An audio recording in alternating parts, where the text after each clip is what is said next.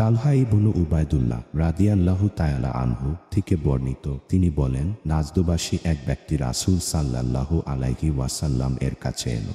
তার মাথার চুল ছিল এলোমেলো। আমরা তার কথার মৃদু আওয়াজ শুনতে পাচ্ছিলাম, কিন্তু সে কি বলছিল আমরা তা বুঝতে পারছিলাম না। এভাবে সে কাছে এসে ইসলাম সম্পর্কে প্রশ্ন করতে লাগল। রাসূল সাল্লাল্লাহু আলাইহি ওয়াসাল্লাম বললেন, দিনরাতে 5 ওয়াক্ত নামাজ। সে প্রশ্ন করল, আমার উপর এছাড়া আরও নামাজ আছে? তিনি বললেন, না, তবে নফল আদায় করতে পার। রাসূল সাল্লাল্লাহু আলাইহি ওয়াসাল্লাম বললেন, আর রমজানের রোজা? সে প্রশ্ন করল, আমার উপর এছাড়া আরও রোজা আছে? তিনি বললেন, না, তবে নফল আদায় করতে পার। বর্ণনাকারী বলেন, রাসূল সাল্লাল্লাহু আলাইহি ওয়াসাল্লাম তার কাছে যাকাতের কথা বললেন। সে প্রশ্ন করল, আমার উপর এছাড়া আরও দায় আছে? তিনি বললেন, না, তবে নফল হিসেবে দিতে পার।